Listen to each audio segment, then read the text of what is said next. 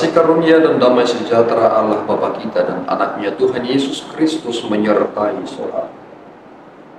Amin. Shalom saudaraku yang terkasih, di dalam nama Tuhan Yesus Kristus senang bisa menyapa saudara di tempat saudara berada hari ini dalam dimensi yang berbeda tetapi dalam dunia yang sama. Sebagai insan yang diciptakan untuk Tuhan sebelum melakukan rangkaian aktivitas kita pada hari ini, marilah kita mengawalinya dengan mendengarkan firman Tuhan. Firman Tuhan yang menjadi renungan hari ini, Jumat tanggal 21 Juni 2024, diambil dari Yeremia 14 ayat 21. Demikian bunyinya: janganlah engkau menampik kami oleh karena namamu, dan janganlah engkau menghinakan tahta kemuliaanmu. Ingatlah perjanjianmu dengan kami, janganlah membatalkannya. Demikian firman Tuhan. Saudaraku yang terkasih, ini adalah bagian dari permohonan bahwasanya hukuman, anugerah seluruhnya dilakukan oleh Allah karena namanya. Betapa tingginya dan agungnya nama Allah itu. Itu mengapa ketika kita mengingat kepada hukum yang pertama, kedua, ketiga, seruan tentang nama Allah itu begitu kental.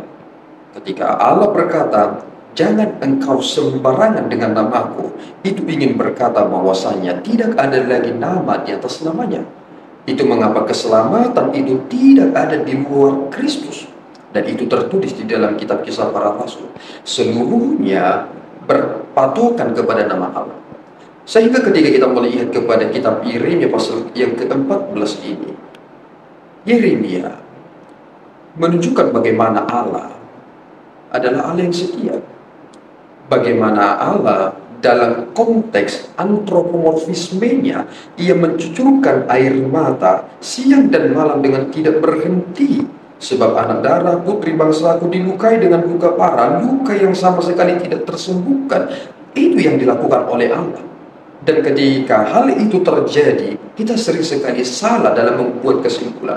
Belakangan ini orang hanya mengkhotbahkan tentang anugerah Allah dalam kasihnya, tetapi lupa bahwasanya nama Allah itu adalah nama yang begitu agung, yang kita tidak boleh bermain-main dengan namanya. Sehingga ketika kita berseru tentang nama Allah, maka kita langsung mengerti tentang konsep kebenaran, keadilan. Sehingga hal ini harus termaktub dalam perjalanan kehidupan kita.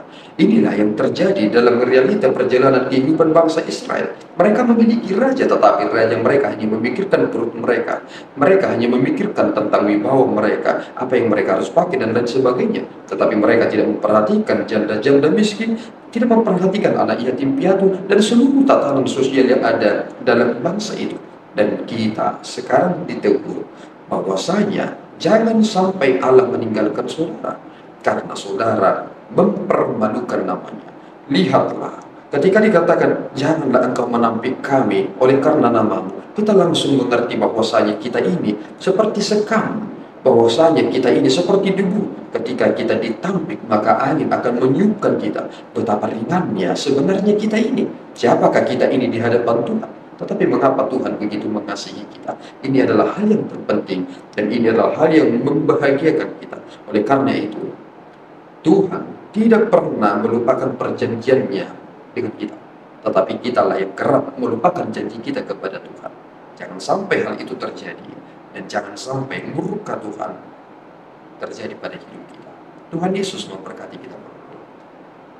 Ya Tuhan, kami bersyukur atas berkat-Mu. Terima kasih Bapa atas tuntunanmu, anugerah-Mu, perlindungan-Mu, kasih setia. Engkau menunjukkan itu semuanya sempurna kepada hidup kami. Tuhan, kiranya Engkau mendengarkan seruan kami. Biarlah Tuhan kemuliaan-Mu semakin nyata dalam hidup kami.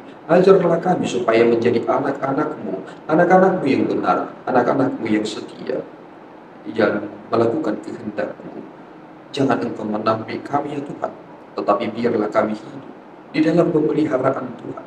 Karena Engkau adalah Allah kami satu-satunya. Engkau adalah sumber hidup kami. Engkau adalah kebahagiaan kami. Terpujilah Engkau ya Bapa. Di dalam Yesus kami telah berdoa dan mengucap syukur. Anugerah Tuhan kita Yesus Kristus, kasih setia Allah Bapa dan persekutuan Roh Kudus menyertai saudara. Amin. Tuhan Yesus memberkati.